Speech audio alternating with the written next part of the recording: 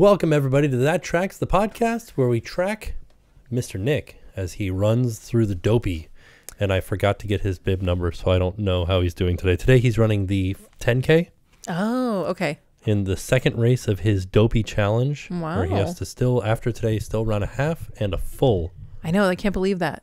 Yeah. Like, people who are running it, you're doing it. You're doing great. Would you do it again? I know you've run a 10K. Would you run another 10 or a 5K? How about a 5K? We could walk it. Yeah, I think I would do a 5K and I think I would do a 10K, but I don't think I would do anything more than that. Yeah. But also I just wanted to say hello, everyone. Oh, yeah. Sorry. So Jen's here in the place of Nick because he is waking up early and running. Yes. And then hoping to get some rest and all that other good stuff. I'm not running. So Jenn is here sitting with Tim. We are sitting together. This is the Sitting with Tim podcast. Oh, Sitting with Tim podcast. So how have you been enjoying sitting? I mean, I love sitting. Sitting is one of my like top 5 things to do. Yeah? Yeah. It's right up there with like sleeping. Yeah. And laying. Oh, and dog sitting? No, what? Dog sitting. I don't dog sit a lot, but I do love sitting. Just me sitting. Okay. So I have tried to put together kind of an itinerary, but still loosey-goosey. That way we can let it flow where it flows. Okay. So the first thing I wanted to talk with you about, and this is going to be more of a thing where I'm sort of asking you questions. Oh, am I being interviewed? Sort of. Okay. Yeah. So tell me. Yes. What are your thoughts on Big Thunder Mountain? Oh, wait, I'm supposed to do this. Wrong one. It's exceptionally quiet. News. But that's the noise that we play when we talk about the news. So we're going to talk a little bit about theme park news. Exceptionally quiet news. So tell me about Big Thunder Mountain. I love Big Thunder Mountain. I am sad that it's closing, but I'm glad that it's closing because that means that it's getting retracked, people think. Yeah, that's the thought process. So that'll be, hopefully that will mean that it will be a smoother, I don't know if you want that to be a smooth ride, but it's a better supposed to be ride. the wildest ride in the wilderness. That's true. Maybe you don't want to, maybe they're going to add more bumps. Oh, yeah. Maybe that'd be interesting. They just put in like really bumpy track. Maybe they're going to like really miscalibrate the wheels. Oh. You think? Put on like cam wheels? You know how I don't know what that is. Yeah, maybe. You know how on the road when you see a truck or a car driving and one of their tires is doing this? Yeah. Maybe they're going to do that. Okay. For those of you that are not watching, that are just listening, I was like wiggling my hand around. Yeah. You know what I mean? There you go. I like do know what you mean. When the tire bounces a little bit. So yeah, so Big Thunder Mountain is officially closed until 2026. And I think that that's a long closure. So maybe that means we're going to be getting, it did say that it was going to return with some new, I'm doing air quotes, magic. Yeah. So maybe we're going to get the dynamite scene. Maybe we're going to get like a whole nother thing. What if we just get like another train? What do you mean? Just like they add like new paint on the train. They're like, there's your new magic. I mean, I wouldn't put it past Disney to do something like that, but I hope that it's something a little bit more magical. Me too. But I love Big Thunder. It's one of my absolute favorite rides. We just had lunch with Adam the Woo at Saucy by KFC. Oh yeah. And he had mentioned that he loves the podcast and that he listens, and that he listened to one of the ones that I was on. I guess the other one that I was on. I was only on one. The second one. Well, the first one. The first one. Yeah, this is the second. Yeah. But I said that Big Thunder was my favorite ride, and I was telling him how like I don't remember that, but that does track for me because I do love Big Thunder. Used the name of the podcast. She said she did the thing. Yeah, that was good. But I also love I think Big Thunder is my favorite ride. Favorite ride? Yeah, at Disney? At Disney. Yeah. Okay. At least at Magic Kingdom. Okay. Yeah, so I'm excited for it to go down and get a little extra love. Yeah, and then I can't wait for it to open back up. Let me ask you this. Wait, by the time that it opens back up, do you think that Jackson will ride it? Maybe. He'll be like 6 or about 6 by the time it opens back up. Oh, about 6. Yeah. So I think he'll be 6. He will be 6. Yeah. He turned 6 this year. No, I know. It's I was opening thinking in 2026. I didn't know he might even be about 7. Yeah. So you think he'll ride it? I bet he will. Maybe, yeah. Yeah. He's been a little bit, he needs to get back into it. He wants to ride Icebreaker. Well, he wants to see it at least. He did see it. We went to SeaWorld and he said, "Oh, what's that?" It was Icebreaker. No, not Icebreaker. He wants to ride Penguin Trek. Oh, Penguin Trek. Okay. And I said, buddy, I'm just not sure. That one might be a little bit fast. And I don't know if I am you're enabling discouraging. his fear. I might be discouraging him, but I would hate for him to get on a ride and be afraid because, and I know that that's like a part of life. Like that happening is like a part of life and it's something that kind of molds you and shapes you. But we did Tower of Terror and I kept telling him, I was really trying to talk him out of it. And I said, buddy, I think this might be too big of a ride for you. No, I can do it. We sat down at the end of the ride or at the front of the ride where you can see the Tower of Terror. You can see the doors opening and you can hear the people screaming. And I said, buddy, you hear those people screaming? They're on Tower of Terror. They're screaming on the ride. Yeah. I can do it. Okay, well, it's not the kind of ride that you're used to. It goes, 39 miles an hour, but it's a full-on drop. Yeah. It's just like Tiana's Bayou Adventure. No, it's a little different. I'm going to do it. And so, I told him, I said, when we get to the front, if you want to back out, even though we've waited in line, we'll leave. Mm-hmm. No, I'm going to do it. So then we ride it and it was too scary for him. Yeah. So he said, I'm never doing that again. Right. And then after that, he was sort of a little bit timid with rides. He's like, I don't think I want to ride that. Yeah. So I would hate for him to ride something that's too scary. And then that even pushes him even further in that direction. Yeah. Well, what I want to do is I want to start him over, put him back on Barnstormer, on Grover's Boxcar, things like that. Yeah. And he'll do Barnstormer. Yeah. But, so that's my thought process. Speaking of roller coasters, Rip Ride Rocket is going to a close in September. Yeah. For good. I mean, forever. I don't know if I'm mad about it. Well, yeah. So here are the rumors. Okay. You ready? This is complete speculation. No, nothing confirmed. Rumors. Okay, tell me. Fleetwood Mac. What? Rumors. Oh. No. I was like, it's a Fleetwood Mac roller coaster. No, apparently the people are thinking it might be Ghostbusters. Yeah, a lot of people were saying that because it does go through like the Ghostbusters firehouse building. Mm-hmm. Which makes sense. That would make sense. Yeah. And that would actually be kind of cool because it would bring us back to like original Universal. Well, but if they take the whole ride out, it doesn't have to go through the Ghostbusters firehouse. It can go wherever. But it could also still go through the Ghostbusters firehouse. You don't think the footprint would be the same? I don't think that it would make sense for like the actual footprint of the ride to be the same because they already have that like mapped out as like ride. Like this is where a ride goes. This is ride. Yeah. Okay. Yeah, its job is ride. Yeah. And they've said that it's going to be a double launch Intamin, similar to Velocicoaster. So that would take up a pretty big, they might even need more space. What if it goes out into City Walk? What if they decide to extend it out into City Walk? I don't think they could do that. Why can't they? Because I feel like City Walk it's like zoning. I think there's more to it than just like, what if we did this? I think there are rules. This is all pure speculation. I mean, it would be cool, but I don't think they're going to do that. Okay. Yeah. Example of another Intamin double launch is Velocicoaster. So yeah, and that's huge. Yeah, that's what I was saying. Yeah. So what if it goes somewhere else? What if they did it? What if the sound stages were strong enough that they could build it onto the roofs of the sound stages? I mean, I kind of doubt that. I doubt it too, but what if? Okay. I'm excited for the changes. Okay. I can't wait to see what they come up with, and I can't wait to see what the theme is. Ghostbusters sounds cool though. Yeah. Yeah. Staying at Universal, so the Brown Derby right now is having they're calling it a garage sale. What if it's back to that. What if I'm going back to original Universal. What if it's a Murder, She Wrote roller coaster? Oh yeah. Angela Lansbury. Yeah. Just talking about, what if it's Alfred Hitchcock?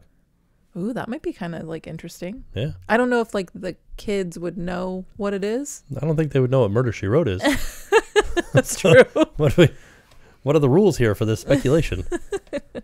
Okay, what you're saying, the garage the Brown sale. Derby garage sale. Yeah. I'm interested in your thoughts in this. Okay. Because it's tiny in there. Mm-hmm.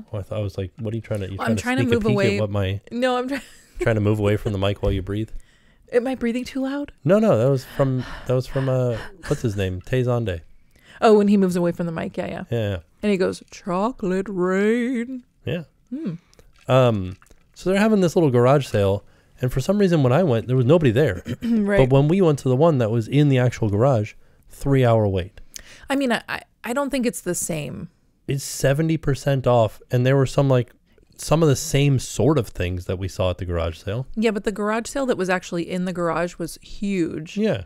And it's an annual, like, people get ready for it all year type thing. Why wouldn't somebody want to go get deals at the Brown Derby? Because what was the stuff that was in there again? It was like Christmas shirts. They had Transformers shirts. They had Jurassic Park things. They had Harry Potter stuff.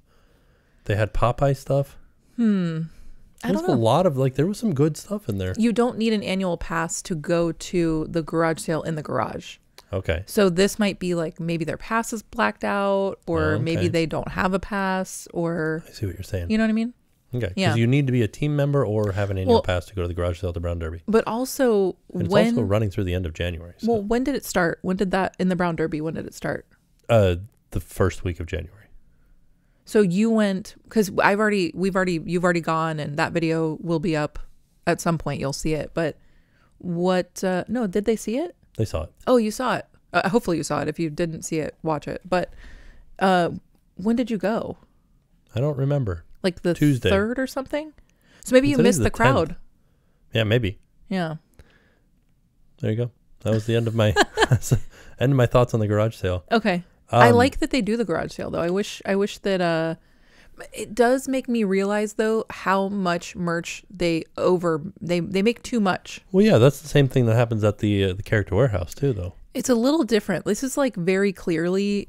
What did you show? You showed a Loungefly that was so like such a niche.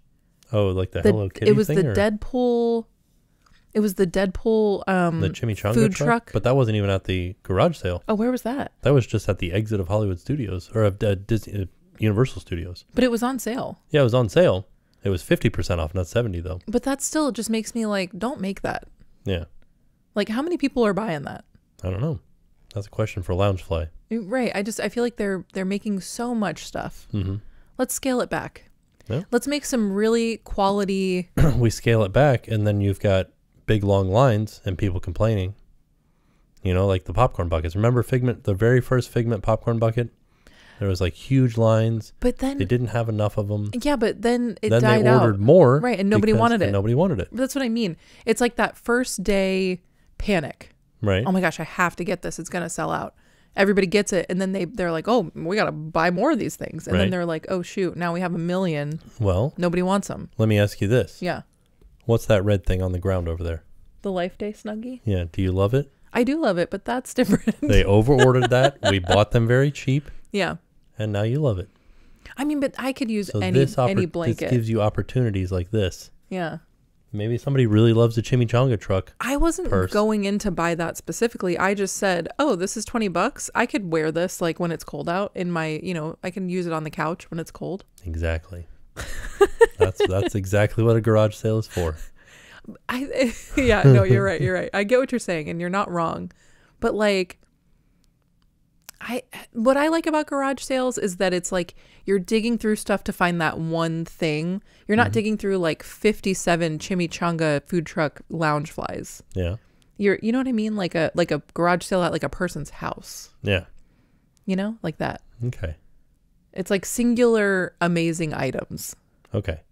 A beanie baby. No. You're looking for a beanie baby. I could be. I don't know. So jumping over to Epcot. Yes. Communicore Hall. Okay. The tragedy that is Communicore Hall. I wish that it was more what they said it was going to be, but it's a space. So for Festival of the Arts, yes, they're turning it into a 30 years on Broadway exhibit. Yeah. And the concept art looks interesting. Looks like it's going to fill the space. It looks like cool. It's going to be nice. Yeah. Are you excited? If it turns out like the concept art, like even remotely, I think it will be very cool. Yes. Okay. Yeah, because it had like pieces from the Lion King on Broadway.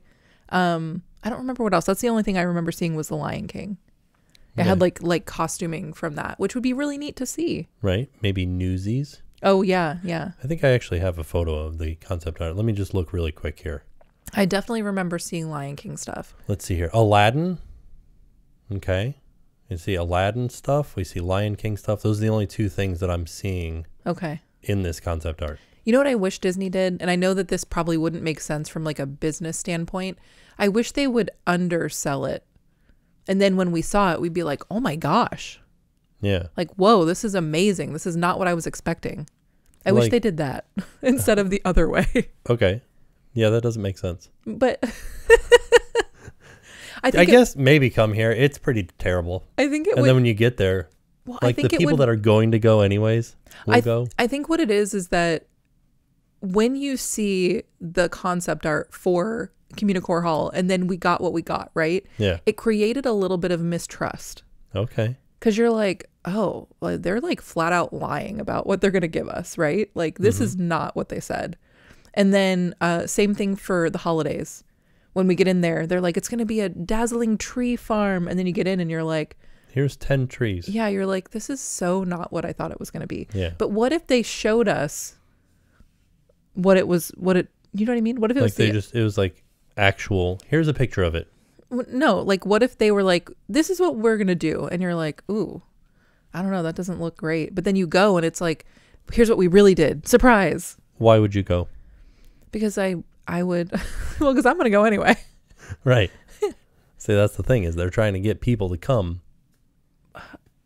False advertising. It's not false advertising. They said there's going to be a tree place here. Yeah. With trees. And there were What about trees. the first one? What about, here's what Communicore Hall is going to look like. And then you're like, wait a minute. Well, because they said we have to change this. Don't. Okay. Don't change it. Then Disney's going to come back and be like, well, you guys know how you don't like how expensive our tickets are? Bad news. They're going to cost more because we're still making the Play Pavilion. Oh man, I wish they were. They're not the play one. I wish they were making the one that was like the outdoor. Oh, remember? The second story? Yeah, where it was like a thing where you could go up on the top of the second story and it was like gardens and you could see the fireworks. Yeah, that was going to be real good. Yeah, why didn't they do that? Money. They should have just not done Communicore Hall.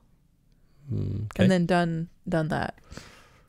But see, the thing is, Communicore Hall has the ability to make money, whereas that thing, unless they're selling like fireworks packages up there. Oh yeah. Which they could have done. Why didn't they do that? Well, because I don't know. I don't think that fireworks packages would have made up for the cost of building a second story over top of what's that place called? World Celebration. What if? Because what's there now? World Celebration is there now? Yeah. No. Is that not World Celebration? What's it called? Wait, are you talking about like where Walt is? Yeah. That was supposed to be the garden thing? Yeah, it was supposed to be above that. And Walt's statue was supposed to be on that second story. Oh, really? Yeah. So what if they showed us a picture of what they actually gave us? What if they're like, we're going to do, some lights in the ground. Yeah, they did towards the end. They changed the concept art. What if they started with that? And then they were like, we're going to do a little garden, a little bench moment with Walt. But then instead we got the actual thing that we thought, like, then they surprised us and said, you know what? Here's what we actually did. Well, second story. I think that would be amazing. Right? That's what I mean. But I don't think it works that way. Well, I know it doesn't work because they say, I know that. Some Imagineer goes, here's everything that we could do. And everybody's like, oh man, this looks really great. Yeah, we should do that. And then it gets to budgeting and they're like, ugh. Well, they should have done the budgeting part before they got us excited. How are you going to do budgeting before you know what it looks like?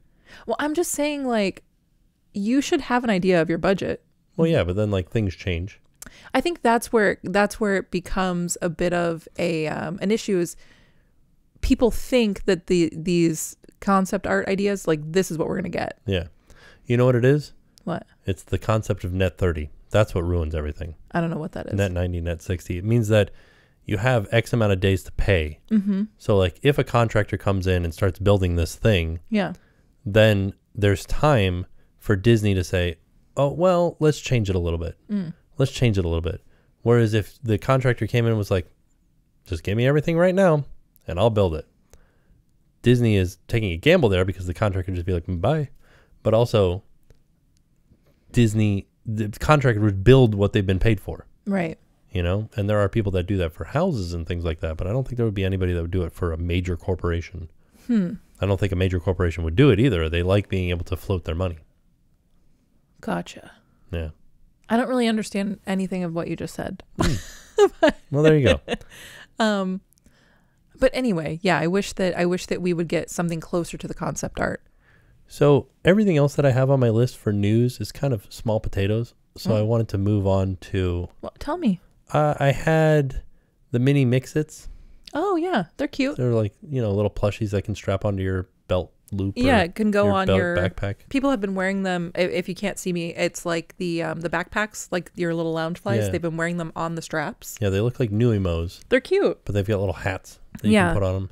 I do love like a cute little merch moment, but I also wouldn't buy them. Yeah. Because I don't need them. I don't dress like that at the parks where I'm like, Disney bounding and like cutesy. I wish I could, but I don't know. It's just not really me. Yeah. But I love that people do that. I think it's really cute. Yeah. Would you buy a mini Mix-It? No. No? I have no reason to. If you had to, if somebody was like, you have to buy this, which one would you buy? The Pluto one. Would you? Yeah. Yeah. Okay. Because it's got the Haunted Mansion guy, right? Yeah, I think that one's pretty cool. But I also like the Donald one. Yeah, I did too. The little spaceship. rocket ship guy on him. Yeah. And then I also had, over at Sunshine Seasons, they're turning the sweets counter into a soft serve location. The sweets counter. It was all the way over on the left, where you could get like cupcakes and stuff. Is that the one that is like near? That's the. Sorry, I think it's in the land. The land. Oh, the land. See, okay, that's what I was confused about. I thought you were talking about the one in Magic Kingdom where you can get the Dole Whip like place that's like on the way to Sunshine it's like Terrace or whatever. Yeah, that's what I thought you were talking about. Yeah. Sorry. Oh, okay. It's in Epcot at Sunshine Seasons. Okay. Where they have a bunch of different tables that have the different seasons on them. Yes. Right next to the land in the land pavilion. So it's turning into from a sweets counter to a soft serve counter. Yeah. All right. So that's what I was saying. Small potatoes. So now I wanted to ask you about your personal life. Okay. Do you think that you could go on Pop Culture Jeopardy? Oh, okay. So we've been watching Pop Culture Jeopardy. Sorry, it's hard to say. And Colin Jost is the host, and he asks questions about pop culture and like, music, movies, TV, things like that. Fashion. One of the ones was TikTok dances. I think that I could go on it. I feel very confident that we could go on it as a team. I don't know who our third person would be, though, because you have to have 3. It's a team of 3 people. Right. Excuse me. It's a team of 3 people, and I don't know who I would want as like the other person. I would want Colin Jost. Well, he doesn't really seem to know anything. He doesn't seem to know anything. Michael Che. Well, I think, I feel like, that would be, okay, there you go. That's our team. And so I think I feel very confident that we could win. Yeah. But then I would get there and be like, oh, I don't know any of this. There are some games that I'm like, I can pound out the answers. Yeah. Like, this one. But then like the last game that I watched last night, didn't know anything. Didn't know Final Jeopardy, didn't know anything. There was one Final Jeopardy that I got from the clue. Okay. It was like, here's the clue, make your wagers. And I was like, I know the answer to this already. And I got it right. Wow. And I would have bet it all. Look at you. Yeah, I'm a big fan of like a true daily double. Yeah. Like really betting it all. I'm a big fan of taking those risks because it's not real money. Like you haven't won it yet. So you're not like out anything. I also am kind of mad at the show after finding out that like the majority of the people that are in the finals are people that were on actual Jeopardy. Oh, really? Like there was a team that was made up of like 3 people from the Tournament of Champions. Oh, really? And I'm like, well, what the heck? Is that like, cheating? You guys are, but I guess people that go on Jeopardy are people that do pub trivia. Okay. So like those are the people that audition for Jeopardy. We got to do more trivia. We got to do more pub trivia. Yeah. We don't like, that's not really our scene. Yeah. And it's hard to do with kids. So we do it a lot on the cruises that we go on because that's like a little bit easier. It's like right there, I think we got to do more of that. Okay. But I would totally go on it. Let's do it. What would your team name be? Oh, that's a good question. It would be the track team, right? Oh, yeah. I like that. Yeah. Yeah. And then he'd come over and be like, tell me about it. What's your group dynamic? And I'd be like, well, we're big fans of Michael Che and he is on our team. And we're married. So it's always like, they always have 3 people, right? And it's always like, what's the dynamic? Oh, well, So they're married, and I'm the one that introduced them. Or it's like I'm their coworker who I used to date him, and then high school. Yeah, it's always like they all dated each other at some point. It's very like it's interesting. Yeah. So I would totally do it though. Yeah, I would do it. That's my favorite show right now. Yeah, it's a good show. Yeah. So I had a question for you. Okay. And I want to read this to you, and I want to see if you can know what it is. Okay. Okay, you ready? Mm-hmm. Andrew embarks on a 200-year journey to gain human emotions and experiences, ultimately seeking acceptance and understanding of his identity. Wait, is it a TV show It's or a movie? Oh, Andrew goes on a 200-year... Andrew embarks on a 200-year journey to gain human emotions and experiences, ultimately seeking acceptance and understanding of his identity. Would I know? Yes, you're supposed to. Am I supposed to, or would I? You should. Because... Does Andrew go by like another name? Is he like Andy? No, his name is Andrew. Okay. And I know him as that. You know him as Andrew. I don't know any Andrews. I don't know her. So what's your favorite movie? Oh, is it Bicentennial Man? It's Bicentennial Man. Oh, wow. I got to say, I don't know if that's my favorite movie anymore. Oh, okay. I don't know if it aged well. So I wanted to ask you why that was your favorite childhood movie. I think it was one of the first movies that I saw that really made me emotional. Okay. And so it stuck with me. Because you basically could relate to a robot going on a 200-year journey. No, I couldn't relate, but it was such an emotional, so Robin Williams plays this, it's in the future. I wonder what year it's set in. I don't know. Set across 200-year span. So. No, I know, but what's the year that it starts? Because that's like, are we going to have like home robots? It was basically like this family had this home, no, but not like this. Had this home robot that was a part of the family. They loved him. And then he ended up slowly becoming like more human. And he fell in love with the kid. So over this 200-year period, he like, that's why I feel like it aged kind of weirdly, is that what? Google does this like AI summary of stuff when you ask it a question. And it said, the events of Bicentennial Man take place over a period of about 200 years, starting in the 2000s and ending in the 2040s. What?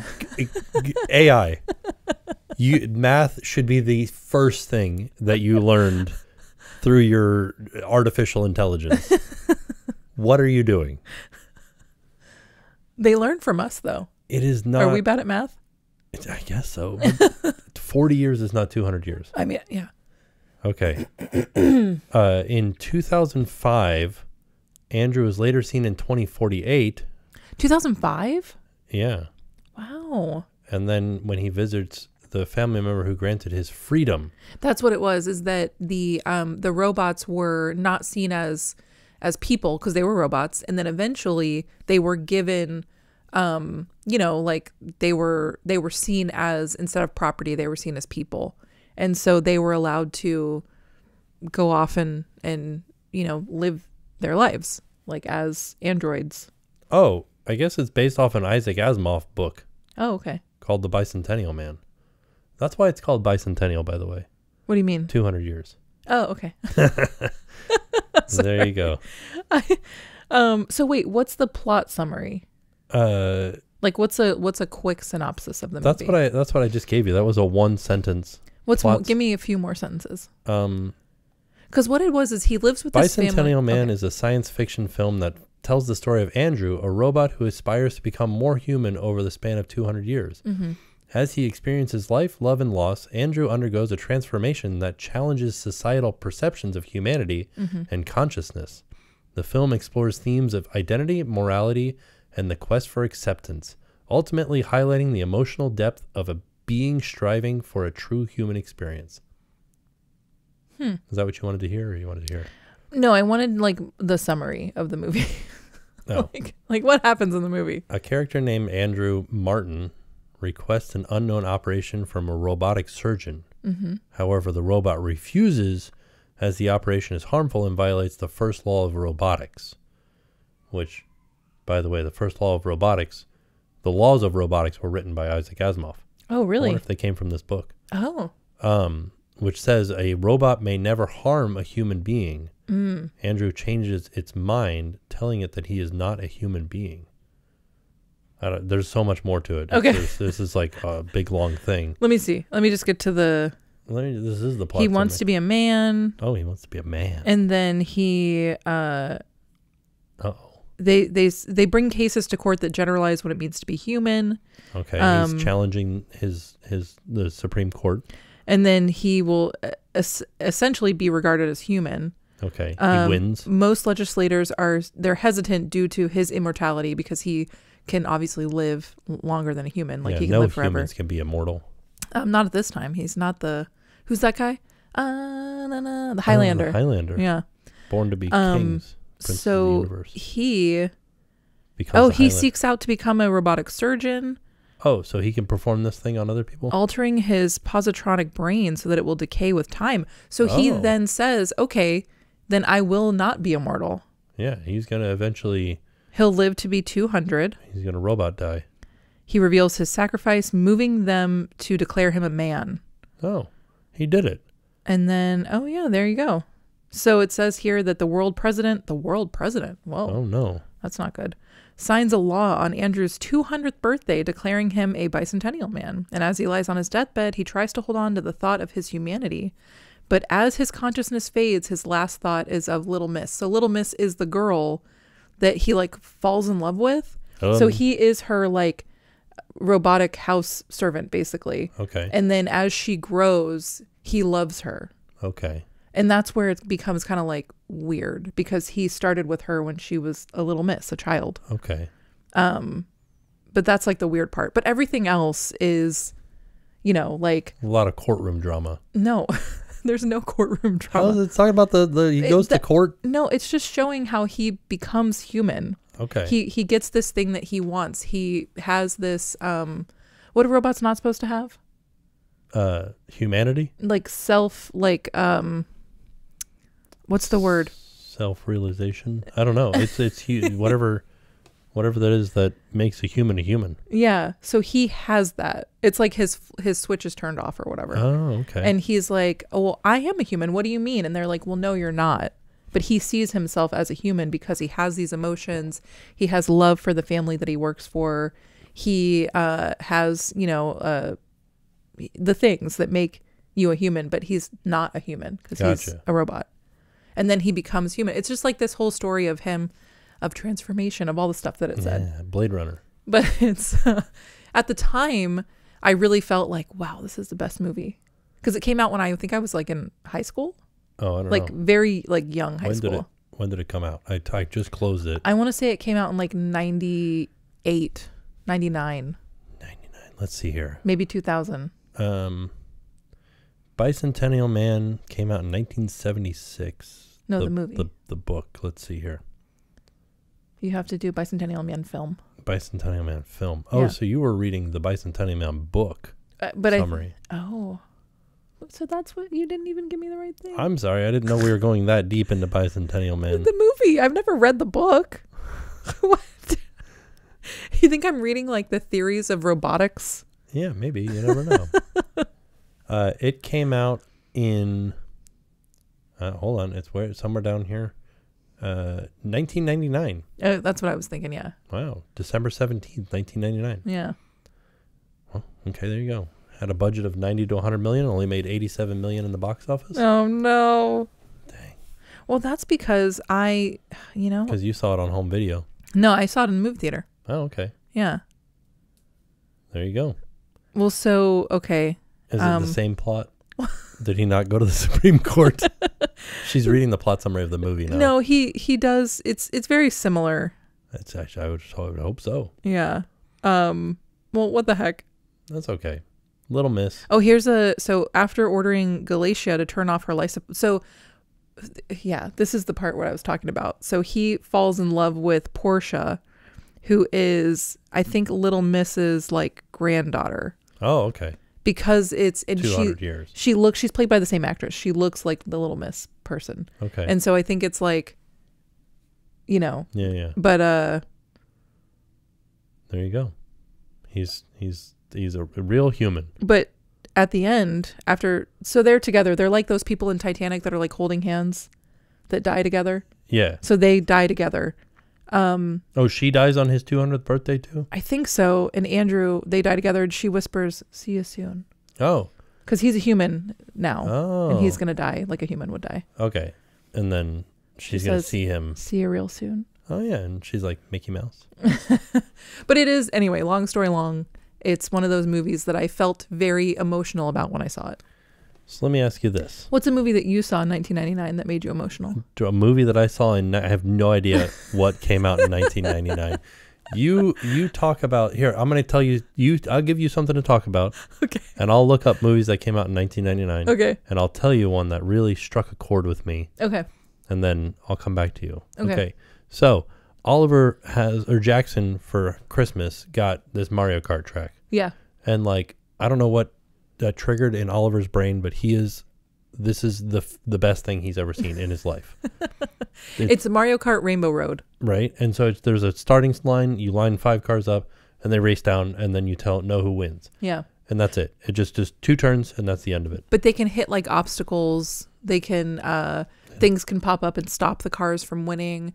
There's a Lakitu, like he does like the 3, 2, 1, go, and then you hit another button. There's lots of like interactivity for him. Right. So like, what is a toy from your childhood? Because this is going to have a core memory for him, right? I don't know if he's going to remember this. Do you have a toy from your childhood that you think back fondly upon? So there actually is. It was a Aladdin's magic carpet toy. So it was like the size of, I don't know, like this. I don't know. I know you can't see me if you're just listening, but it's maybe like the size of a small shoebox almost. Okay. And it was Aladdin sitting on top of magic carpet. And then it had an airbag on the bottom, and it would like hover. Like the air would come out the bottom, and it would like hover, on the ground. And you could like, it just would like float, quote unquote, float around. And I love that thing.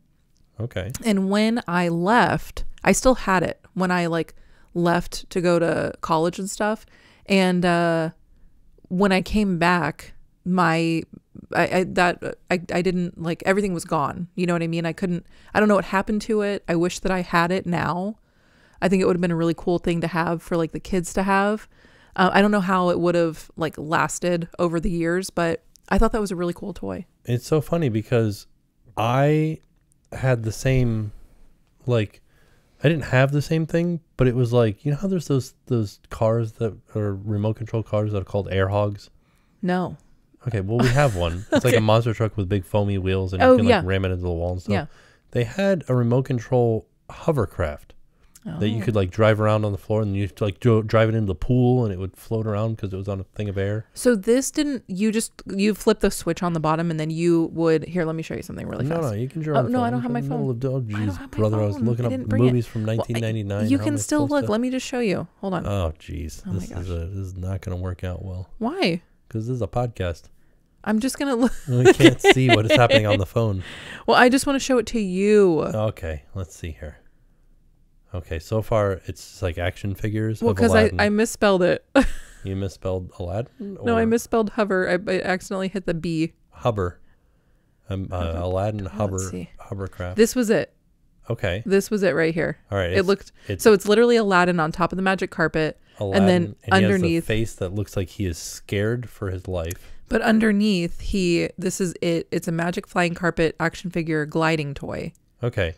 And it didn't have like a bag underneath it or anything like that? No, it does. It has like it had a little airbag underneath it. But it wasn't remote control. No, that's what I was saying. You just flip the switch and then you would push it.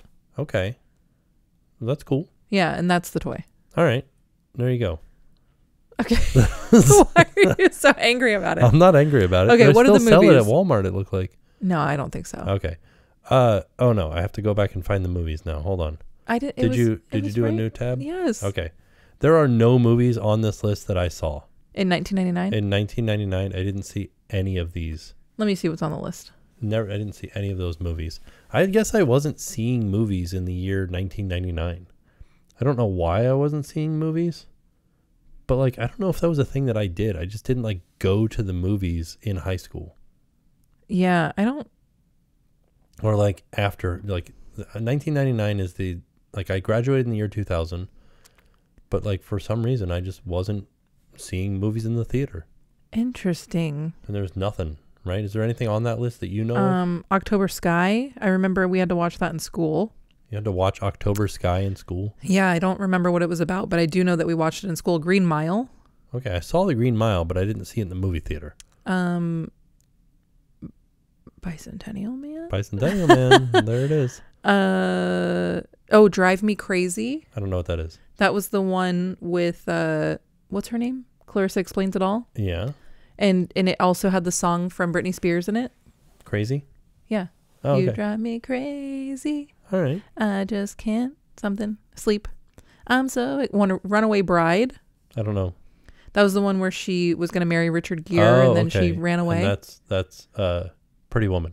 Yeah, Julia Roberts. Julia Roberts. Yeah. So, there's some stuff that happened in 1999. I did see Star Wars, The Phantom Menace, but I don't think I saw that in theaters. I didn't for sure. Yeah. What else was on your list? I wanted to know if there was a hi dad or hi mom soup moment of the week that sticks out, something that the kids did. So I have this one where I don't know what happened or how Oliver did this, but like we listen to music a lot in the house, and Jackson is always like, put on this song, put on this song, put on this song. He loves music. And so we've been putting on songs all the time, and this was first thing in the morning, and we were sitting over on the floor in front of the couch in the living room. Jackson put on a song, and he came over, and he likes to dance, and he's like kind of dances like a wild person. Like there's no rhyme or reason to it. He's just kind of like flailing around. But I look over at Oliver, and I tried to videotape this, but like by the time I got my phone out, he had like gotten distracted and was doing something else. Oh. But he was doing a little dance that was like a dance. Oh. Like he was like moving his arms and like doing like a thing. And he was like kind of like getting lower, and he had his hands together. And I was like, whoa, little buddy. Where did you learn this little dance from? But he had stopped by the time that I like got the camera out. But He's like, so funny. He's such a funny kid. In my mind. I wish I had seen that. That's so cute. Like, look at that. He does love to dance. We were at SeaWorld, and the Elmo slide came on. We were over near like the entrance of Sesame Land, and the Elmo slide came on, and he stopped. He had to stop what he was doing, and he just was like dancing. Yeah. And he was doing kind of like how like an old dad would dance at a wedding. Yeah. He was doing like one of these, like, I don't know I couldn't explain it to the people who can't see me, but it was, I don't know. Imagine an old dad. Imagine me at a wedding dancing. But that's what it was like. I was like, look at you go. He's so cute. You know what's cool? Okay, so something that I don't know if it was this week that it happened, but I think it was when you were on The Treasure, actually.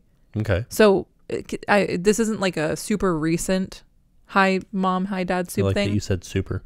What? It's like hi dad soup, super. Oh, yeah, there you go. Yeah. He's a super trooper. They spell it like soup.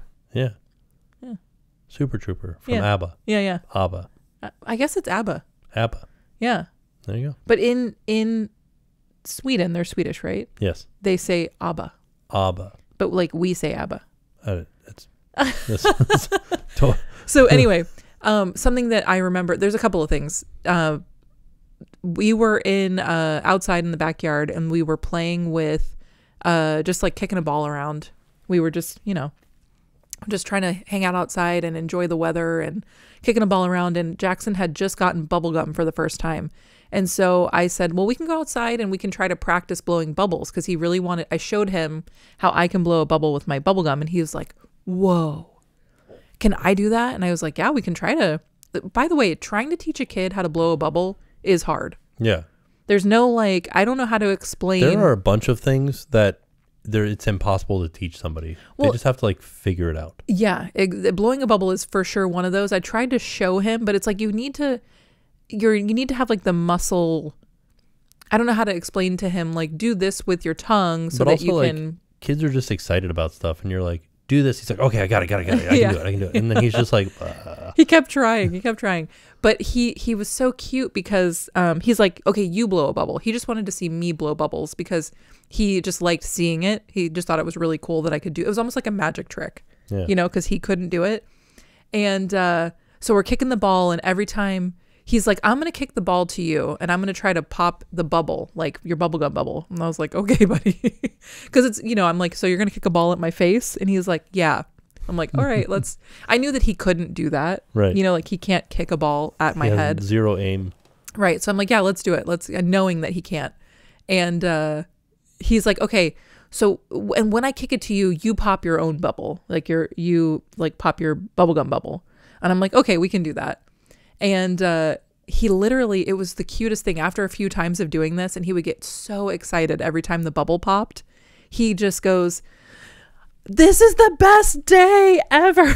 And I was like, oh my, it almost made me cry, but it was so adorable how excited he was for this like new experience. Yeah. And it was very like, I don't know how to explain the feeling. It was just like the cutest thing. He was so excited he could not contain it. So when he was a kid, like a baby, he would just go happy. Do you remember when he would just say like happy? And that just meant like he was happy and he was expressing that he was happy. Yeah. And so he would be playing with the toy and he would go happy. And it felt like the grown-up version of that. Oh yeah. Like he was just like, I'm so excited. This is the best day. He was so happy in that moment. And it was such a cool moment because I was, we were doing it together. Best thing, this sums up 5-year-olds in my opinion. He had that experience. Mm-hmm. The next day I go, do you want to go do that same thing that we did with mommy? And he goes, no. I'm like, what the heck? I think it's different. He has different experiences with me and with you. Yeah, I know. But like just going outside and blowing bubbles with bubble gum should have like been like, okay, yeah, that was like a lot of fun yesterday. Maybe we can have a little bit of the same fun. Right. But he was just like, no. He's like, I already did that. Yeah. Do I already something had the else. best day of my life. Do another thing. Let's go. Let's go to the moon. So something else that was really cute, that was something that I remember from this past couple of weeks, is we were in the car and I don't remember what we were listening to. I think it was an ABBA song. And in the song, they do like a key change. Mm-hmm. Like they go like, like that kind of a thing. Or like, what song? Do you remember what song it was? No, I don't. And, or maybe, I think it was an up. It was an up change. It was like, Yeah. It was like, do, do, do, do, do, do. I don't know how to do the thing. Perfect. I'm not a singer. You're an ABBA. But it was like, you know how like they're singing, but in the middle of the note, it goes up. Oh, yeah. Like, Yeah. But he's like, play that again. Oh, yeah. Do you remember when he did that? It wasn't a key change. It was just a doo-doo-doo, like that sort of thing at the end of the chorus. It was like a, Yeah, because you called it a run, but it wasn't a run. But it was like that, where it was like if you were to sing a note straight through, like la, but then in the middle you went la. It was that. It was like la. And so, you know what I'm saying? Yeah. So, and he was like, play that part again. And so we rewound it and he listened to it and he's like, I like that. Like his little brain is so cool. And I think that's something that is like a high dad soup moment for me. It was just realizing like he was so, that really impressed him. He was so like, wow, like that's cool. Do it again. Let me hear it again. And then he would hear it again. And then he was trying to do it. Mm-hmm. And I think it's really neat how musically inclined he is. Yeah. Like that's something that I never was. And so it's just neat to see that from him. Yeah. Yeah. He's very, it's neat to see the stuff that is cool to him. Yeah. And that was really cool to him. He's like, play it again. And we had to like replay it and replay it and replay it. And he just wanted to hear like, how do they do that? Yeah. And that's cool. Yeah. Yeah. I like it. I do too. So I have one more thing for us. Okay. And that is just a question that I want to see what your answer is to it. So what is something that is a technological advancement that we have now as adults that you didn't have as a kid that you're like, I am so glad that we have that? An advancement or like a piece of technology? Yeah, a piece of technology. That I didn't have. Yeah. This is going to be kind of like a niche thing to me. Okay. Because I didn't have air conditioning as a kid. Oh, okay. So like I'm very Aside from air conditioning. We have air conditioning. Aside from air conditioning, because that's not like something that wasn't around when you were a kid. But I didn't know. Right, but it was still there. Yeah, yeah. I'm talking about something that wasn't even a thing when you were a kid. For me, it's the robot vacuum. Oh, that wasn't a thing. Okay. Like, I love that robot vacuum. I'm so glad that I can just pick everything up, all the toys up off the ground, and then let it go at night while we're asleep. And it gets into like every little nook and cranny that I would never... It would take me all day to vacuum the house like that. Okay. Piece of technology. Yeah. That's hard. I know. That's why I asked it to finish out the episode. Because I really wanted to challenge your brain. Yeah. I don't know really. A piece of technology. Is there something that you have now that you can't live without? I can live without this vacuum. Yeah, something that I could not live without that's technology. I feel like there's not, like, I really like the phones. Yeah. Phones are nice to have, but like, I guess nowadays the infrastructure is not really there. So like when we were kids, we didn't have cell phones. Well, yeah, because so there were like pay phones. Wall phones and pay phones and stuff like that. So you could still call somebody, but like nowadays there are no pay phones. There are still pay phones. They're very rare. In like cities and stuff, they're still there. Yeah. Yeah.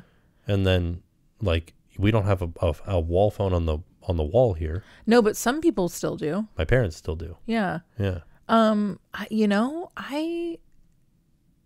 don't know. I still remember my landline phone number. Oh yeah. Like as a kid. I know mine because it's my parents' phone number. So yeah, I they still use it. Sometimes. Yeah. Gosh, I really don't. I guess a camera. Okay. Because we couldn't live without it. We need it for like, but the cameras were like a thing when I was a kid, but not like this kind of camera. Like a digital video camera. Yeah. Because we need it, I need it for like my job. Right. But like, I could live without my phone. I barely look at my phone anyway. To anybody who like texts me or messages me, I'm sorry.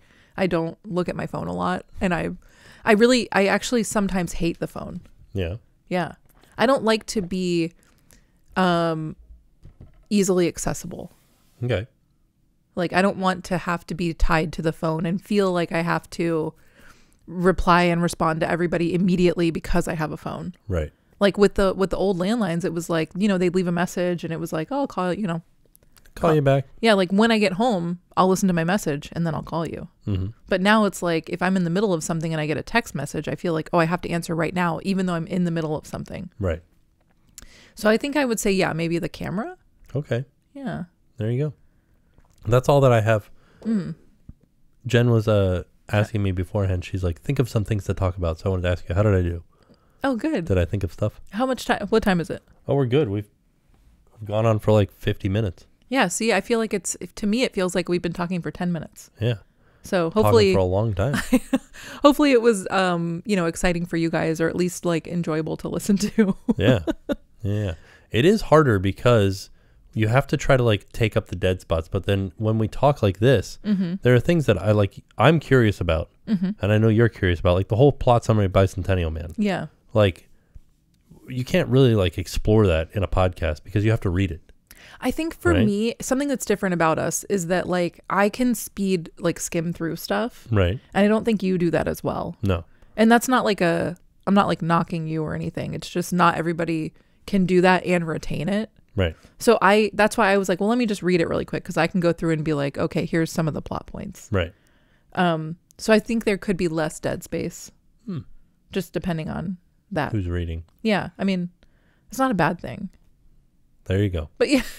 It's not a bad thing. Though, I listened to a couple of podcasts and they had dead space. Yeah. So like, it's not like you can't have it. I know, but I like to keep it exciting. I do too. Especially when it's like, I'm the one that's normally Nick's the one that's like leading the path. And I'm the one doing it this time. So I was like, oh, I got to keep it.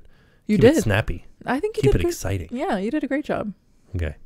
Well, there you go. What do you guys think? Did he do a great job? Oh, that sounds like a leading question. Nobody's going to be like, no. I mean, they might. That's true. It's the internet. So, yeah, thank you guys for following along and for listening. Well, and thank you for letting me be a part of the podcast today. You want to say the ending line? I don't know what it is. Thanks for tracking with us. Oh, okay. So go ahead. Thanks for letting me be a part of this today. I had so much fun. I loved chatting with you. It's weird because we chat, all day, every day. Yeah. So sometimes I'm like, could we talk on a podcast? Like, what have we not talked about? Bicentennial Man. But today, yeah, we did it. We did it. So, yeah, thank you guys for letting me be a part of it today. I had so much fun, and thank you for tracking with us. See you guys later.